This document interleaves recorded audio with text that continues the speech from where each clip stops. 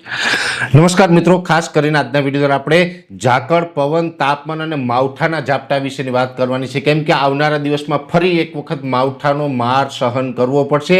તમામ વિષયની માહિતી આપું એ પહેલાં એ પણ જણાવી દઉં, થોડા દિવસ પહેલાં આપણે ખાતરનો ડોઝ આપણા પોતાના જ આંબાના બગીચામાં આપેલો હતો અને એનું કેવું પરિણામ મળ્યું એનો વિડીયો પણ ગઈકાલે આપણે મૂકેલો છે. જો કે આજના વિડીયોની અંદર પણ આપણે અંતમાં અહીં સાઈડમાં એ વિડીયો બતાવી દઈશું. હવે ખાસ કરીને જોવા જઈએ તો ઝાકળ, આમ જોવા જઈએ તો અત્યારે ઝાકળનો રાઉન્ડ છે એ ચાલુ છે. એમાં અલગ અલગ વિસ્તારમાં છૂટાછવાયા કોઈ વિસ્તારમાં હળવો સામાન્ય ઝાકળ છે એ વહેલી સવારે જોવા મળતો હશે. જો કે આ ઝાકળ છે હજુ આવનારા 2 દિવસ સુધી આપણે જોવા મળશે. એટલે કે આજે 18 તારીખ છે, 19 અને 20 ફેબ્રુઆરી 2 દિવસ સુધી આજે આ ઝાકળ જોવા મળી શકે.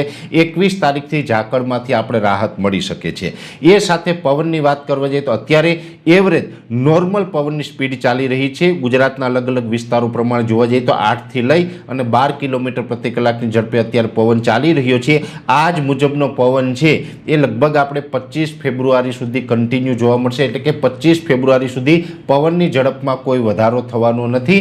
25 તારીખ પછી એટલે કે 26 તારીખથી પવનની ઝડપમાં કદાચ વધારો થઈ શકે છે, પણ 25 તારીખ સુધી નોર્મલ ઝડપનો પવન છે એ આપણે રાબેતા મુજબ ચાલુ રહેશે. એટલે પવનની ઝડપથી હમણાં કોઈ ચિંતા કરવાની જરૂર નથી. હજુ આપણે માવઠાની આગાહી આપું એ પહેલાં આપણે તાપમાનની વાત લઈ લેવાની છે, ઉનાળાની વાત લઈ લેવાની છે. આમ જોવા જઈએ તો દર વર્ષે 15 ફેબ્રુઆરી પછીથી આપણે ઉનાળાની શરૂઆત થઈ જતી હોય છે. ખાસ કરીને 15 ફેબ્રુઆરી પછીનું હવામાન તો એવું હોય કે જાણે આપણે આકરા ઉનાળાની શરૂઆત થઈ હોય. તાપમાન 35 ડિગ્રીને પાર થવાનું ચાલુ થઈ જાય છે.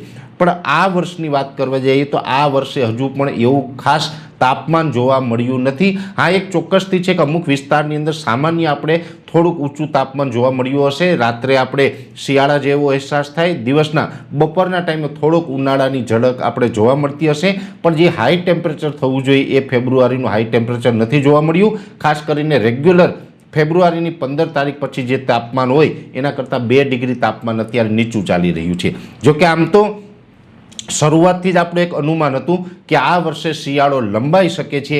એ જ મુજબનો શિયાળો આ લંબાયો છે અને સમગ્ર ફેબ્રુઆરી મહિના દરમિયાન હજુ પણ ફેબ્રુઆરીના જે 10 દિવસ બાકી છે, 10 દિવસ દરમિયાન આપણે કોઈ હાઈ ટેમ્પરેચર જોવા મળે તેવી શક્યતાઓ નથી. એટલે માર્ચ મહિનાથી જ આમ તો ઉનાળાની શરૂઆત થવાની છે. હજુ આપણે શિયાળુ પવન અને શિયાળુ હવામાન ચાલુ રહેશે. હા, એક ચોક્કસ છે કે અલગ અલગ વિસ્તારમાં કોઈ જગ્યાએ બપોરના ટાઈમે થોડુંક તાપમાન જોવા મળશે, છતાં પણ એ 35 ડિગ્રીની અંદર હશે. જોકે 20, 21 અને 22 એમ 3 દિવસ થોડુંક 1 થી 2 ડિગ્રી તાપમાન અપ આવશે. જોકે 35 ડિગ્રીની અંદર હશે, છતાં પણ 20, 21 અને 22 ફેબ્રુઆરી એમ 3 દિવસ સુધી કોઈ જગ્યાએ આપણે થોડુંક તાપમાન ઊંચું જોવા મળી શકે છે. બાકી એના પછીથી એટલે કે 23 તારીખથી ફરીથી એક વખત તાપમાન નીચું આવશે અને આપણે એવરેજ 28 ફેબ્રુઆરી સુધીમાં હાઈ ટેમ્પરેચર ક્યાંય જોવા મળવાનું નથી. હજુ પણ શિયાળા જેવો માહોલ છે યથાવત રહેશે.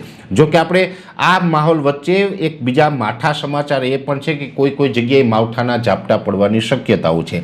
માવઠાના ઝાપટાની અંદર એવું છે, આમ તો અત્યારે ઉત્તર ભારતના પહાડો ઉપરથી વેસ્ટર્ન ડિસ્ટર્બન્સ પસાર થઈ રહ્યા છે. એ સાથે અરબ સાગર અને જે બંગાળની ખાડી હોય એમાં પણ એક હલચલ ચાલુ થઈ છે, જેને કારણે એક અસ્થિરતા ગુજરાત નજીક બની શકે છે. જો કે છેલ્લા 1-2 દિવસની અંદર પણ ઘણી જગ્યાએ હળવા સામાન્ય છાંટછૂટના સમાચાર આપને કદાચ મળી શકે છે. પણ 22 ફેબ્રુઆરીથી લઈને 28 ફેબ્રુઆરીનું જે સેશન હશે એ સેશન દરમિયાન કોઈ જગ્યાએ હળવા સામાન્ય છાંટછૂટ કે માવઠાના ઝાપટા પડે તેવી શક્યતાઓ છે. 22 થી 28 ફેબ્રુઆરીનો મતલબ એવો નથી કે રોજે રોજ ઝાપટા પડે. કદાચ બની શકે કે 1 દિવસ પડે, 2 દિવસ કાંઈ ન જોવા મળે, 2 દિવસ વાતાવરણ ખુલ્લું રહે, વળી પાછું એકાદ દિવસ પડે અને એ માવઠું હશે એ સમગ્ર ગુજરાતમાં નહીં હોય. એકદમ છૂટાછવાયું કોઈ જગ્યાએ હશે ને એકદમ સામાન્ય છાંટછૂટ થશે. મોટાભાગના વિસ્તારમાં વાદળછાયું વાતાવરણ હશે, કોઈ જગ્યાએ છાંટછૂટ થશે અને આની જે માવઠાની શક્યતાઓ છે એ પણ વધુ પડતા જોવા જઈએ તો મહારાષ્ટ્ર બોર્ડર લાગુ વિસ્તારના ગામડાઓ, મધ્યપ્રદેશના બોર્ડરના ગામડાઓ અને સાથે સૌરાષ્ટ્રના જે દરિયાઈ કાંઠાના ગામડાઓ છે આની અંદર આની શક્યતાઓ વધુ રહેલી છે. બીજા વિસ્તારમાં કદાચ શક્યતા ઓછી રહેલી છે.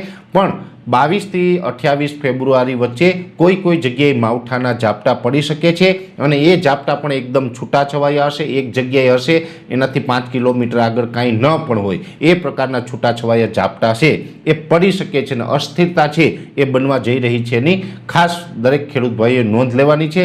એટલે ખાસ કરીને ઝાકળ, પવન, તાપમાન અને માવઠાના ઝાપટા વિશેની ખૂબ અગત્યની માહિતી આપવાનો પ્રયત્ન કર્યો છે।